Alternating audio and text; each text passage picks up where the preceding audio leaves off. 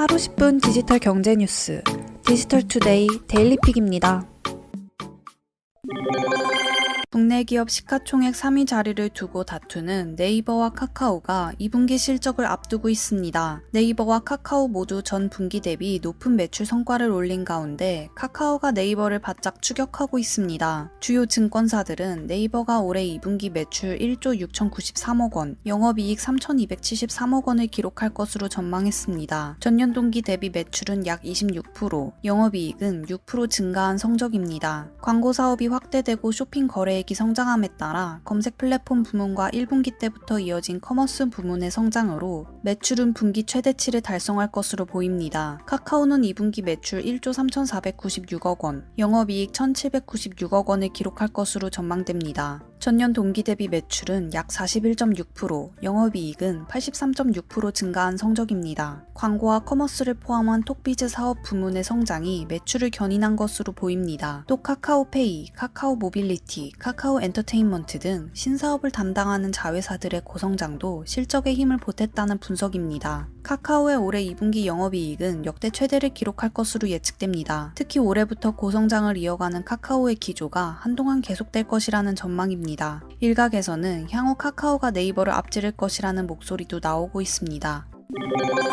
삼성전자가 안드로이드 태블릿인 갤럭시 탭 S7 펜 에디션을 23일 국내 정식 출시합니다. 갤럭시 탭 S7 펜 에디션은 64GB와 128GB 모델로 출시됩니다. 64GB 모델은 LTE를 지원합니다. 미스틱 그린, 핑크, 실버 등 3가지 색상으로 가격은 69만 9,600원입니다. 128기가 모델은 LTE와 5G를 지원하며 미스틱 그린, 핑크, 블랙 등 3가지 색상으로 출시됩니다. 가격은 LTE 모델 77만원, 5G 모델이 84만 400원입니다. 갤럭시 탭 S7 펜 에디션은 12.4형 대화면을 적용했습니다. 화면을 최대 3분할해 3가지 작업을 동시에 수행할 수 있고 원하는 앱을 최대 3개까지 묶어 놓으면 터치 한 번으로 앱을 동시에 펼칠 수 있습니다. PC와 같은 사용 환경이 필요할 땐 삼성 덱스를 활용하면 됩니다. 갤럭시 기기들 간 연결성도 높습니다. 스마트폰에서 인터넷 검색이나 삼성 노트에서 작업하던 내용을 태블릿에서 계속 이어서 할 수 있습니다. S펜도 활용할 수 있습니다. 고무 재질 펜촉으로 화면에 보다 세밀한 필기가 가능합니다. 이 밖에 돌비 애트모스와 AKG 사운드를 적용한 듀얼 스피커, 고사양 게임도 원활하게 실행할 수 있는 파워 퍼포먼스, 대용량 배터리도 갖췄습니다. 삼성전자는 23일 출시에 앞서 19일부터 21일까지 삼성닷컴과 네이버, 11번가, G마켓, 위메프 등 오픈마켓 및 일부 오프라인 매장에서 사전 예약을 실시합니다. 19일부터는 삼성 디지털 프라자, 하이마트,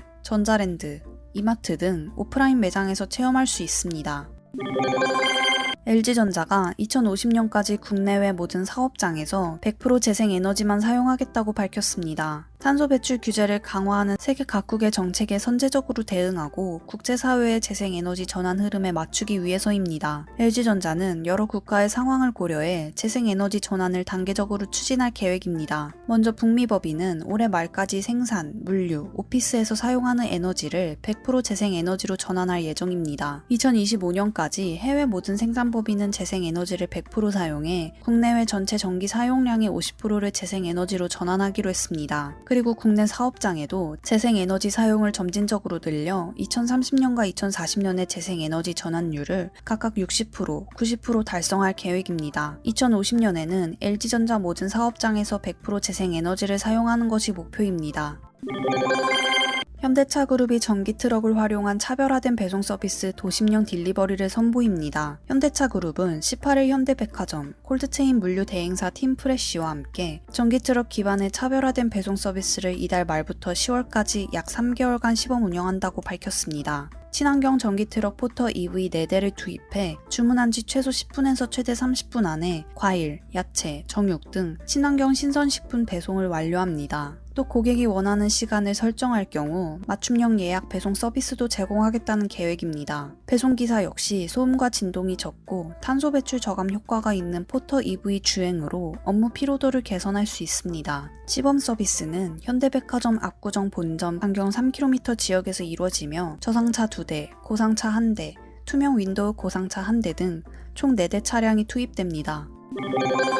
한국항공우주산업이 차세대 중형 위성 발사를 위해 일론 머스크의 스페이스X와 손잡았습니다. 향후 추가적인 협력 방안도 모색하기로 했습니다. 한국항공우주산업은 스페이스X와 차세대 중형 위성 4호 발사체 계약을 체결했습니다. 스페이스X의 발사체는 발사 성공률이 높으면서도 비용은 낮은 것이 강점으로 평가됩니다. 이번 계약으로 한국항공우주산업은 국내 민간업체 최초로 500kg급 표준형 위성 플랫폼인 차세대 중형 위성의 개발부터 발사까지 모두 책임지게 됐습니다. 한국항공우주산업은 내년 초 차세대 중형 위성 2호를 발사할 예정입니다. 2025년까지 3호부터 5호 위성까지 개발해 발사하는 것이 목표입니다. 구체적으로 위성 영상 분석, 기후 국토 관리 등 고부가 가치 서비스 제공을 위해 인수합병이나 전략적 제휴를 검토 중입니다. 이를 통해 국내 우주 선도업체의 지위를 굳히는 동시에 아시아권 최고 수준의 우주항공업체로 도약한다는 구상입니다.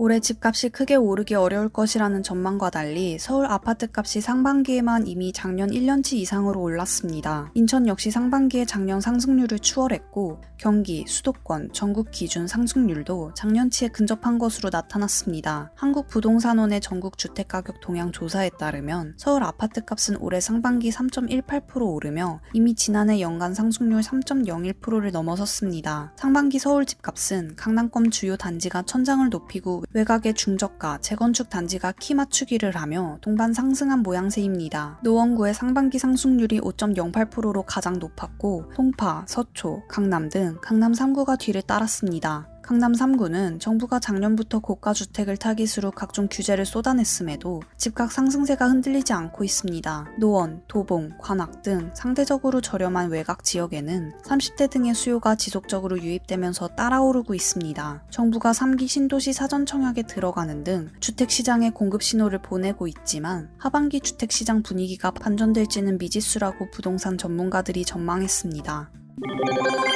휴가철이 시작된 7월 코로나19 재확산으로 수도권을 비롯한 전국의 사회적 거리두기 조치가 강화하면서 숙박 예약 관련 분쟁이 늘어날 것으로 보입니다. 관련 문의가 잇따르자 공정거래위원회는 감염병 발생 시 위약금 감면 기준 준수를 당부하는 공문을 지방자치단체와 숙박 관련 협회, 숙박 플랫폼 사업자에 발송했습니다. 해당 기준에 따르면 코로나19로 사업자 또는 이용자가 계약 해제를 요청했을 때 시설 폐쇄, 운영 중단 등 행정명령, 거리두기 조치로 사실상 이동이 제한되거나 모임이 불가능해 계약 이행이 불가능한 경우는 위약금 없이 계약 해제가 가능합니다. 거리두기 조치에 따른 모임 제한, 이동 자제 권고 등으로 계약을 이행하기 어려운 경우는 위약금 없이 계약 내용을 변경하거나 계약 해제 시 위약금의 50%를 깎을 수 있습니다. 수도권의 경우 거리두기 4단계 시행으로 오후 6시 이전에는 4명 이상, 이후에는 2인 이상 모일 수 없습니다. 숙박시설 객실 예약도 3분의 2 이내로 제한됩니다. 숙박시설을 예약했더라도 이런 규정에 따라 모임 자체가 어려워져 실제 숙박이 어려워진 경우에도 위약금을 면제받을 수 있습니다. 예를 들어 친구 4명이 다음 주 주말 경기도 가평 여행을 가려고 펜션을 예약했다가 거리두기 4단계 격상에 이를 취소하려 한다면 위약금을 내지 않아도 되는 것입니다. 공정위 관계자는 숙박과 관련한 소비자들의 문제가 신속하게 해결될 수 있도록 소비자원과 소비자 단체에 다시 한번 협조를 요청할 계획이라고 밝혔습니다.